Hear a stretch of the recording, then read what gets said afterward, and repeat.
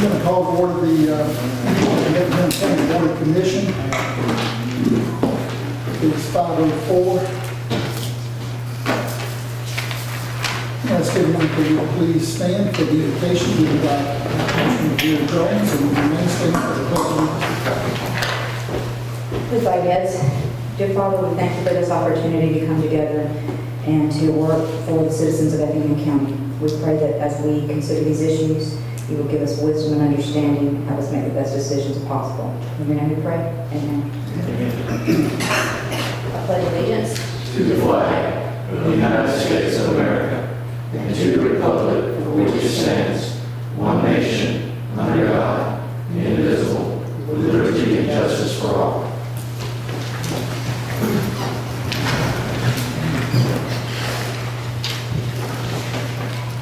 Thank you very much. We have our agenda before us tonight. We have a motion to approve the agenda. Do we have any additions? Motion to approve the agenda. I make a motion to approve the agenda as presented. Second. Motion by Mr. DeLoach. Second by Mrs. Jones to approve the agenda. All in favor say aye. Aye. All opposed, no. Can we have an agenda? Consideration to approve the minutes of the April 17th, 2018 regular commissioners meeting. I have read those minutes. They appear to be an accurate record of our meeting. Are there any corrections or additions? Make a motion to approve as presented. Second. Motion by Mr. Deloach, second by Mr. Kiefer to approve the minutes as presented. All in favor say aye. Aye. All opposed, no. And it carries. Thank you very much. Welcome to public tonight, and just to remind you that all the documents for tonight's meeting are always in the clerk's office and they're on our commissioner's website. If you got a chance to review those and prepare if you have some input that you need to make this evening. Encourage you to limit that input to a couple of minutes, maybe 3 at the most, so that we can have the opportunity for everybody who would like to speak to an agenda item. And with that, we'll move into our old business. First item in old business is consideration to approve the second reading of an application by Tasia and Billy Oglesby for conditional use to construction and shop, or to construct a shop, I should say, an office and storage yard for dump trucks and trailers located at 115 Bay Road, map 304, parcel number 14, located in the First District. The motion for second reading. I'll make a motion to approve the second reading. Second. Motion by Mr. Floyd, second by Mr. Loper to approve the second reading. All in favor say aye. Aye. All opposed, no. That carries. Item number 2 in old business is consideration to approve a lease agreement with the Industrial Development Authority for property located off of Blue Jay Road, map number 433, parcel number 1. And I believe you want to take this item? Mr. Chairman, we've already tabled it to a date specific. We'll just pull it from the agenda. We'll bring it back when we're ready with our negotiations with Omnitrax and the IEA on that. Is that all we need, just pull it from the agenda? We need a motion to remove it. Motion to remove from the agenda. Make a motion to remove this item from the agenda. Second. Motion by Mr. Kiefer, second by Mr. Rhodes to remove this item from the agenda. All in favor say aye. Aye. All opposed, no. And item number 2 under old business is removed. New business. Item number 1, resolution is to consider to approve a resolution limiting probate judge fees for vital record services. And I believe that's our probate judge. Good evening. Good evening. Judge Mosley, for the record, is that what I'm supposed to say? Yeah, I'll have a copy of the resolution, I would imagine, in your packet. Do you? We do. Okay. So you're wanting to limit the fees that go to the probate judge $7,500? No, not basically that I'm wanting to. That's the way it's always been set up. Okay. Yeah. And what I am trying to avoid is Atlanta taking all of the county's money.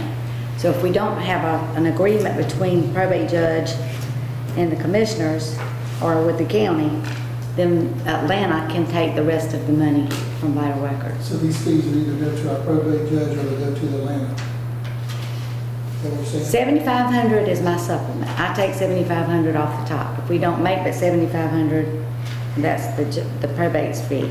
But we normally make around 55,000 is what I gave you last year, and I think 46 the year before. So it's just to protect that 46 or that extra amount so it won't go to Atlanta and it goes to the county. So it's basically- And that's why you and I need a, That's the good part. that's the good part. I'm trying to help you. So it's basically the same resolutions in the past?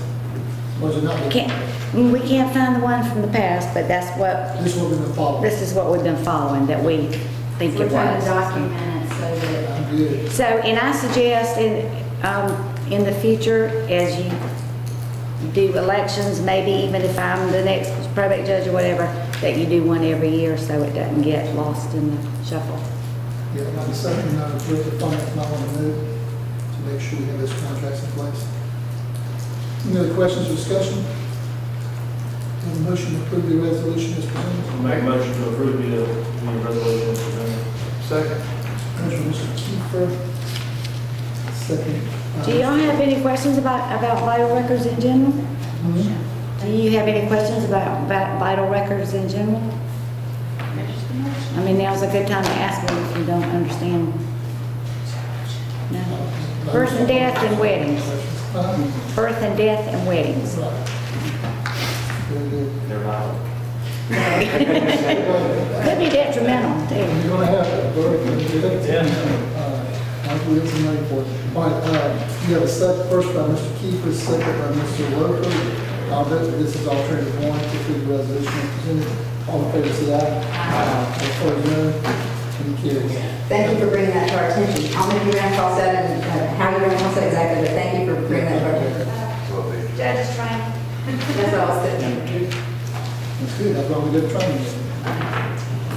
Item number 2 under new business, consideration to approve, to amend the contract with integrated science and engineering for hydrology testing or assessment services at the Atlas site. Thank you, Mr. Chairman. Basically, we've already got this contract, it's for $61,000, but EPD came back and had us add some meters to the testing while we're doing the hydrology, which is the flushing, which actually started this morning. We're out on site now pumping. We'll be pumping 3,000 gallons a minute for 3 days to test the ability of the lake to rehydrate itself. So, but there was an additional cost because of the additional requirements that EPD would put forth, and we're asking for an amendment to bring it to $81,000 for this part of the testing for the site. And staff recommends that you support the amendment and alternate one. Any questions or discussions from board members? I did notice that the 3 on the original contract was 5,800, so if you're going to 9 or 10, it calculates out to a reasonable.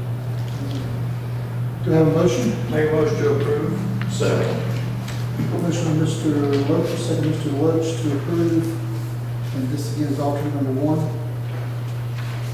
All in favor say aye. Aye. All opposed, no. Any carries? Item number 3, consideration to approve a work authorization with integrated science and engineering to submit a surface water withdrawal permit application for the Atlas site. Mr. Chairman and the board, basically, on the back of the first one that we just did, you have a chart here. You can see it, it's in your books. Basically, that graph is showing the work plan that we're working on. We're actively in the green zone on our chart. And what we're looking at with these next 2 contracts that we're presenting to you are the next steps in the process. This first one that we're looking at right now is a surface water withdrawal permit.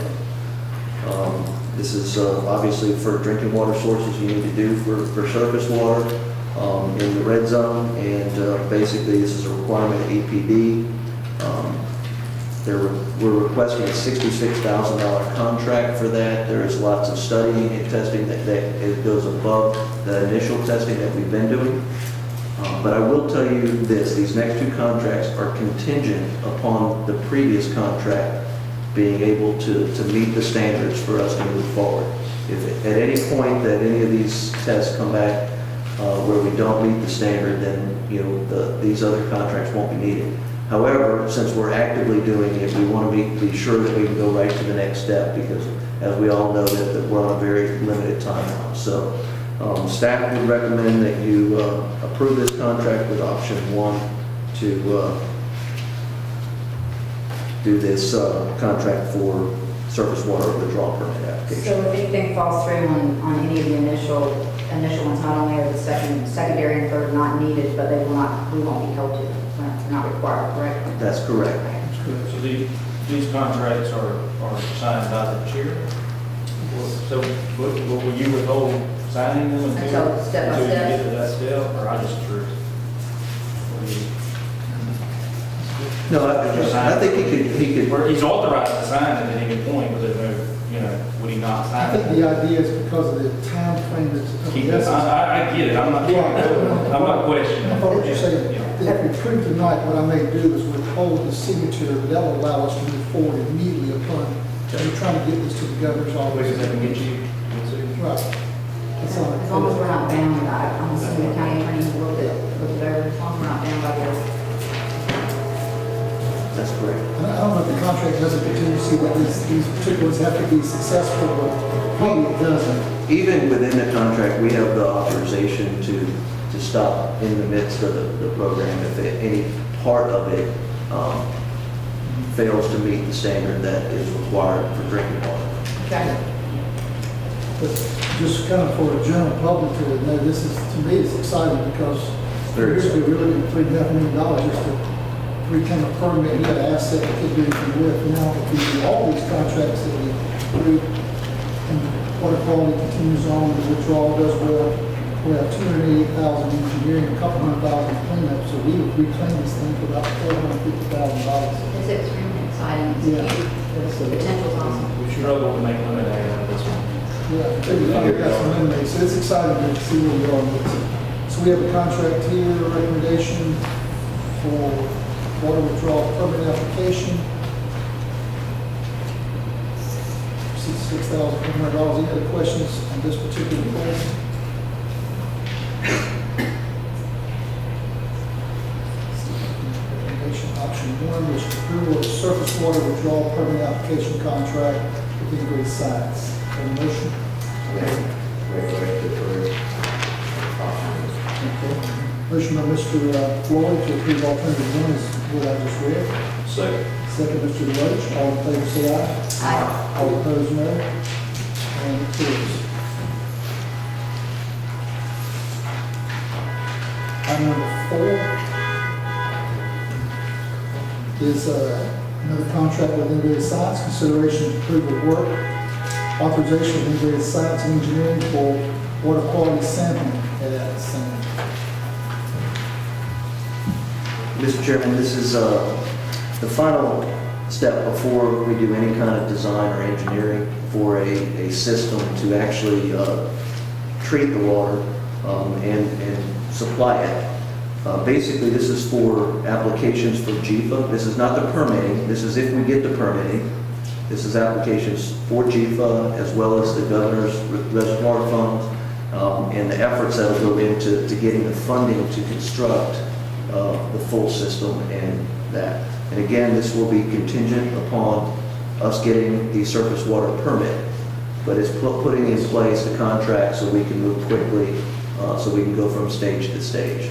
And Ms. Jones' point earlier, we've spent $5,000 roughly to go to that 45. It'll stop there if it fails. If it doesn't, there's additional quality testing we're going to do to satisfy the governor and the report. That's correct. And we've already reached out and done some preliminary discussions with the governor's office as well as GFA and obviously EPD as well, just so we can have their sign off on it if we get to that step. Okay. Any other questions or discussion? Make a motion to approve order number 1. I'll second. Motion by Mr. Roper to approve alternate number 1, second by Mrs. Jones. All in favor say aye. Aye. All opposed, no. You carry. Item number 5, consideration to approve a capacity agreement with State of Georgia Department of Corrections.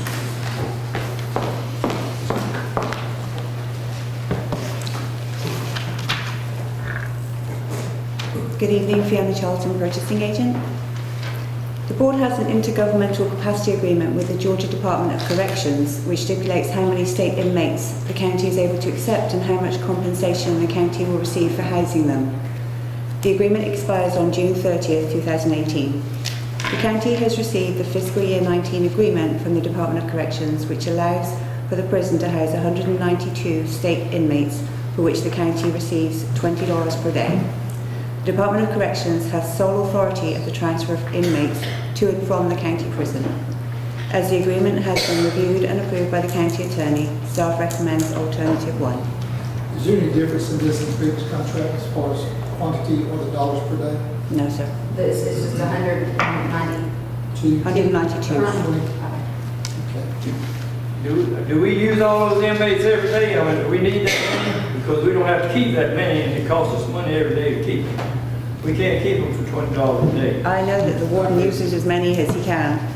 I don't know if we have a capacity of 192 every day. I can check for you to see how many we actually have.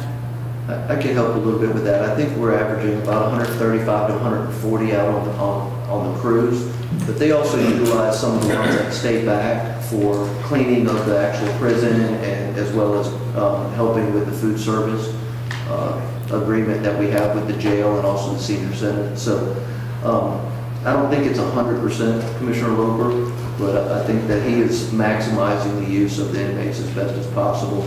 And plus, there's a pretty good turnover there. It's not a stagnant number of 192 that just stays there. So just kind of keep that in mind. At one time, I think we had to house 250 of them for 10 years. But 10 years is up now, and we got rid of part of them also when we put part of it in the sheriff's department. So I just wonder if we use all the 192, we'll get rid of some more of them, save us some money. I would imagine there's a percentage that it's not fit, so, It is. And from what I can tell, Warden Walker, he does a good job, as many out as he can. I think he does a great job, and I think he tries to find stuff even like around the grounds. We've made some vast improvements around the prison grounds with the facilities and things of that nature. So he's working on keeping everything up. And like I said, I don't believe it's 100%, but I think he does pretty good with keeping everyone busy. Okay. One thing I would like, and not anytime real soon, but Mr. might help us with this, I'd like to see a cost analysis based on what Mr. Loper's brought up. We get $20 per 192 inmates, or how many we have at the time. We get some revenues from other counties that may use our inmates, and then come up with our net cost and how many inmates are we actually using. We just get a cost analysis. We don't need to be funding the state. We did that several years back, but definitely it's time to look at it at the end of the time. So we can do a full cost analysis of that, and the effort budget's done. We did that as a way, and weigh out the benefit of, are we getting the bang for our buck, the ones that do go out and work versus if we had to outsource the work and pay for it. Exactly. We definitely did it when we expanded the jail. That's exactly what we did. So if we look at that again, then also, it might be good to check and see what other institutions, maybe it's standard across the state, but maybe there's a scale based on area, how many you house, are we maximizing what we can get from the state? You may find others with $25 a day because of size and numbers and location. What about determining what we need from other county, any other agencies? Yeah. We've been trying to get more money from the state for 14 years, so we might as well forget that. No, that's all we're gonna give you, $20 a day. But we don't charge the cities for anything either in the county. Yes, sir. We don't charge for that, we just people go out the county. But anyway. We can review that as well. I mean, we'll get together. We're in the midst of doing the budget right now anyways, and looking at all of our costs and revenues. So we'll certainly do that review and that analysis. We do charge I think our local cities for the guard, but for the outside the county, we charge the guard and the cost above our $20 a day. That's correct. And so you just look at all that and see, you might get a lower fee to close it down, so they need space. We can close them down if we wanted to. After 10 But you wouldn't years. want to do it unless you saw No, I you know. could hire 30 people less and really, make things better. So, I think it's just time to do a cost analysis and look and see what other people are paying where, okay? We'll do that. All right, we have an alternative one, the board approval execution of intergovernmental agreement capacity with the state of Georgia. Do I have a motion for alternative one? Make a motion to approve order number 1. Second. Motion by Mr. Lopez, second by Mr. Deloach to approve alternative number one. All in favor, say aye. All opposed, no. Any carries. Okay. Thank you. Thank you. Item number 6, consideration to approve amendment number 1 to the solid waste collection and recycling service agreement 17-01 with Atlantic Waste Services. The county has an agreement in place with Republic Services for non-hazardous waste removal from the wastewater treatment plant. The agreement will expire on May 5th, 2018. As such, an amendment to the county's current solid waste collection and recycling agreement with Atlantic Waste Services was written for the collection and disposal of non-hazardous waste. The removal rate is $180 per haul and $44 per tonne for disposal. This amendment falls in line with the current agreement and as funds are budgeted, staff recommends alternative number 1. Any questions? Questions, discussions? Motion to approve alternative number 1. Motion to approve alternative 1. Second. Motion Mr. Floyd, second by Mr. Lopez to approve alternative number 1. All in favor, say aye. All opposed, no. Any carries. Thank you. Thank you. Item number 7, consideration to accept and enter an agreement with Musco Lighting for the purchasing of the lighting and related equipment for Reddick Field. Thank you, Mr. Chairman. Basically, we had ordered lights for the new stadium, and the cost on that contract was $94,500. However, that didn't account for the roof of the stadium, which would block the field. So we had to raise the height of the poles from 60 feet to 80 feet to eliminate any kind of shadowing at home plate for the batting and things of that nature. So we had to redo the contract. Also, we realized after looking at this that it's a two-part phase. You have a purchase agreement and you have a financing agreement. And we had only approved the financing agreement on the first round and not the purchasing agreement. What's in your packet there is the purchase agreement for the $109,500, which is the improved poles with the proper lighting. What's not in your package is the financing for $109,500. We have already signed the financing for $94,500. I had originally put in here in my staff report that we would pay the difference of the $15,000. But that could be up to the board whether we redo the financing at $109,500 or if we pay the difference out of SPLOST for the $15,000. But our recommendation is on this is that we approve as submitted.